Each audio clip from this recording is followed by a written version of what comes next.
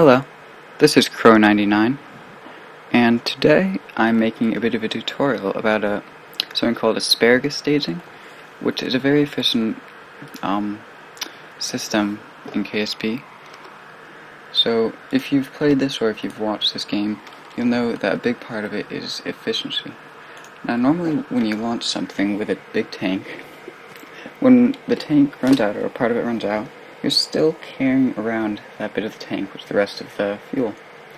Now, this doesn't completely fix that problem, but it kind of, well, it's just more efficient. I'll explain as I go.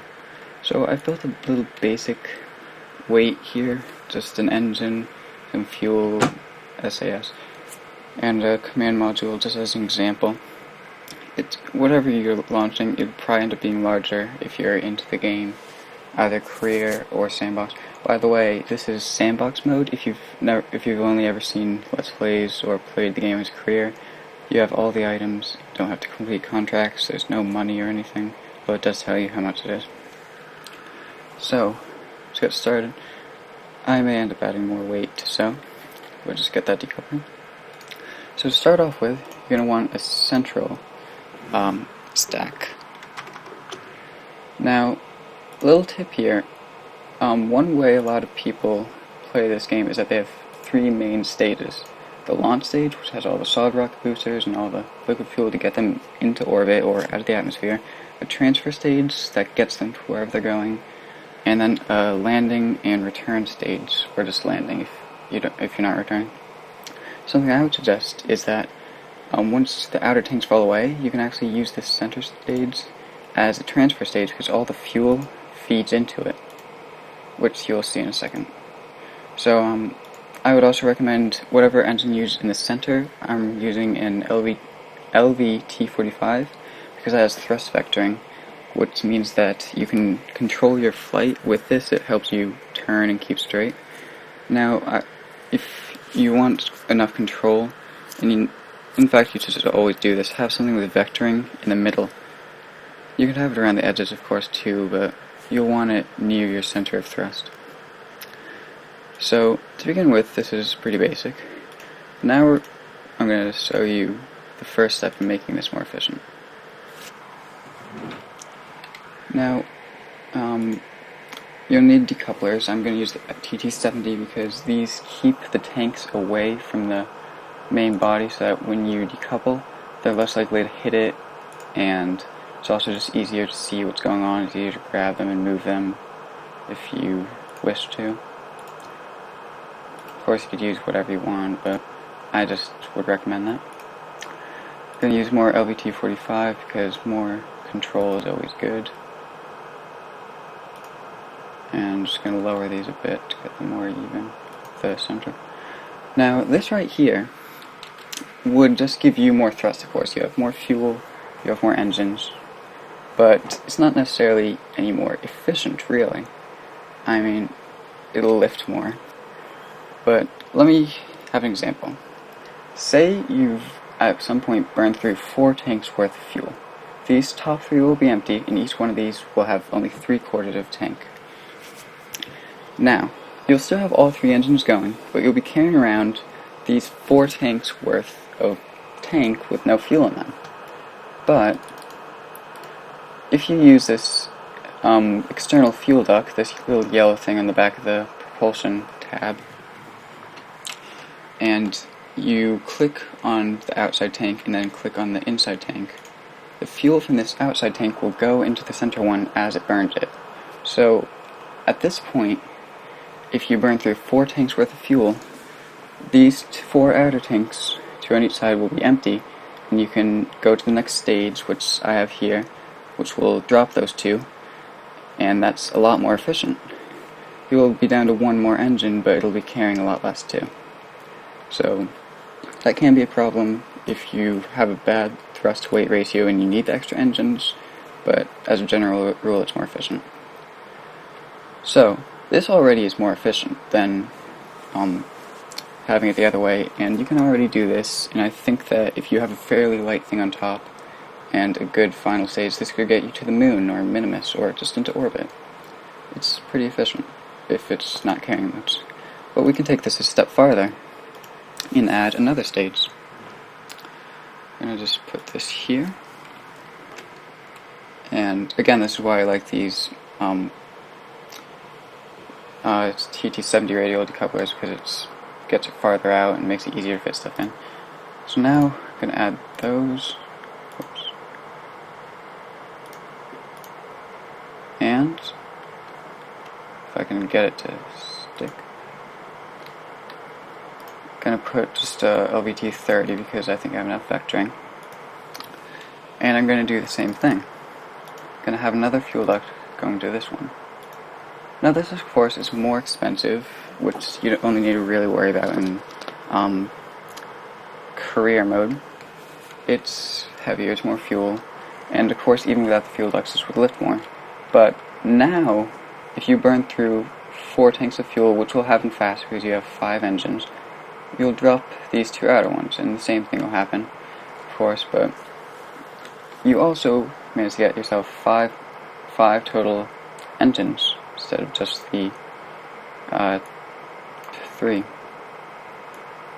So now those outer ones are feeding the 3 inside tanks, which is all feeding the center one. So because of this, these ones here and those ones will take longer. Now, again, that's more efficient, but most people, me included, will go another step beyond that and have a 3rd stage, or 4th if you're counting the center. Now this is just a continuation of that. You do the same drill out on the tanks. If I can get these to stick. And, oops, I had it there for a second. I just pause while I do that. Yeah, just put those on. And put the fuel duct on. And you'll want this going again to that. Now notice the order, because this is kind of important. If you have all of these going to the center, it'll take a long time for them to burn out. It's still more efficient than not having the fuel ducts, but it wouldn't be very efficient if, say, each one of these fuel ducts went to the center. And in the same way, it would be a bit less efficient if you had this side going to this, because then this one and this one would still burn out at the same rate. You want one side to be burning out, or you want one set to be burning out faster than the other sets at all times. Now notice I didn't put an engine on this one. Now you can put an engine on, and I actually will, but at this point, having 5 engines, 2 more aren't really necessary unless you're carrying a fairly heavy load. So I'm just going to put one on as an example. But at this point, it's actually a bit more efficient to not have that because it's a little bit more weight. I'm going to put one on as an example, but it could be more efficient. Now don't forget to have the struts, which I'm going to put on first, because it's more efficient if they're not waving around and if they're not breaking up as you fly.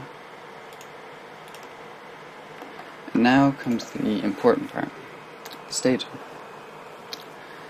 Now, there will be 3 different stages here, or 4 I guess. This final one is already in the right spot. Now we need to find the tank that has the fuel that leads into the center. That appears to be this one. So highlight the decoupler, and it's this one, so that's already in the right spot. You want this to drop last. Next, the one that leads into that, so that's this one. And we want that to go second to last, so I'm going to add this. So basically the one that runs out of fuel first, the one that has no fuel duct leading to it is first, then the one that one leads to second and third. This might not be very clear, but it should be more clear when I show the launch, which I will show in a second. Alright, I just added these supports here and a little bit of RCS just to make certain you have control. This is generally pretty good because it's short and squat. You want to make sure that spacers aren't too tall so that they don't fall over. And we're going to launch. Don't really need to throttle up all the way to start accelerating pretty fast, but I will. Now I noticed here on the lower left that these two fuel tanks here are running out of fuel, and the others really aren't, at least not anywhere near as much. Like, you can only just tell a little sliver there, and there's one at the very bottom, just that little bit. So, yeah, these are going out faster. And if I can just find, yep, this one right here, and the one on the opposite side. So, in a second, that will run out. By the way, a little tip here, if you're adding solid rocket boosters on the side, you may want to be careful, because if you use the largest size, or even the second largest size, and you don't have efficient engines for this, sometimes the first tank will run out before the solid rocket boosters do. And then if you were to let that go, it would crash into yours, so be careful about that timing. You may want to either use more efficient engines just for that reason, or maybe not use a solid rocket booster on that one side. So it's going to run out in a second. Yeah, see how much faster it's dropping than this one, which actually that's not even dropping right now. The top is, yeah, the top's not even dropping. And it's about to go out and drop it. And now we have managed to burn through 4 tanks of fuel, but we're not carrying 4 empty tanks worth of fuel. Or 4 empty tanks, is what I mean to say. So that's the big thing about that makes this so efficient. I don't believe that there's any, at least not any commonly used analog in the real world, because having fuel go from one tank to another when both are being used in real rockets is very difficult and dangerous. I think that I heard that there might have been one thing like it, but I don't know. Oh look, we're already at almost 7,000 meters. Got our apparatus pretty high by now, I think. Yeah. Because we still have these 5 tanks firing. And this, by the way, this, if I wasn't clear, doesn't give you more thrust or anything. It gives you more delta V. More delta V with less weight. So in order to get the amount of delta V you would get from this, without having asparagus staging, you would need more fuel. Now we can see the second tank has started, this second set of tanks has started dropping. And we're going to drop those in a second. Probably should have put less fuel on this. It's a very efficient system, as you can see. And it scales well, too. You can get a very heavy lifting ship if you use the 2-meter parts. And if you play around with the fuel ducts and stuff, you can get even more efficient than I did. I just did this quickly for a tutorial. And second tank's drop. Oh no, is it gonna hit? Okay, good. So now you can see, we've burned through all that, and you still have 6 tanks of fuel and 3 engines, and we're at almost 20,000 meters. Well, almost 18,000, but you get the point.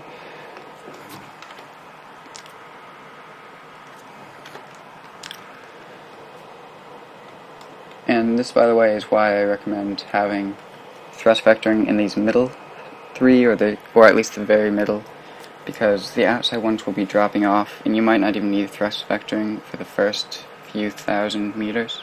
You only need it once you're getting up a bit higher, and then it's always useful.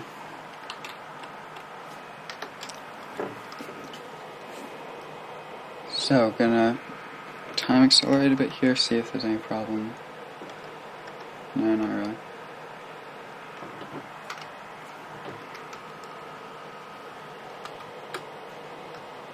So,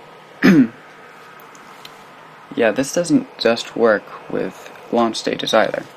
If you have a interplanetary ship or a lander, you could easily just throw on 2 tanks on the side and put some fuel into your main tank, and those can be drop tanks.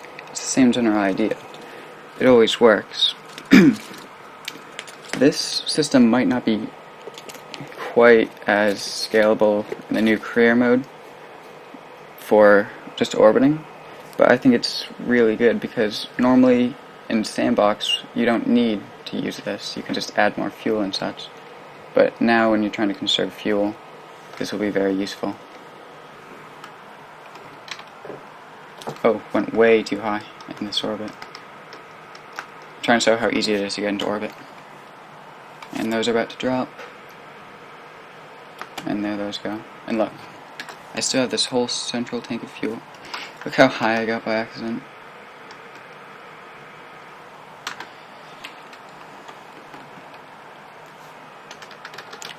I'm going to just accelerate a bit higher up here.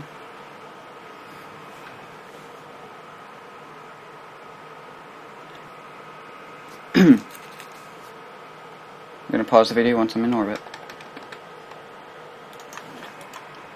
So as you can see, I still have about 3/4 of a tank of fuel left, and I'm in orbit. It's very lightweight, but even with a lot more, you can tell that this can make it. Because I was accelerating very fast at the beginning. So I'm just going to cut here and then show a scaled up version of this. So here's the scaled up version. This is just using the 2-meter parts, and this is just to show how much lifting weight you can get. I have the equivalent of one orange tank up here, and look, it's accelerating at about 1.5 Gs, I'd say, at full throttle. So, also, look how much fuel there is on this. 2,000 just in this one tank, and there's 2 of those per stack, and there is 6 stacks, not even including the center. So there's just a lot of fuel on this. And you can get a lot of Delta V. It's very expensive, so you might want to stick to the smaller parts if you're playing career mode until you have a lot more funds in the game. But still, you can easily scale this up. I didn't even use the biggest parts, the new NASA part. Well, they're not new anymore, but except for this, I didn't use all the NASA parts, which are even larger. So, yeah, this has been Crow99. Thank you for watching. I hope that you found this tutorial helpful. Please comment if you have an idea for a tutorial you would like me to do. And goodbye.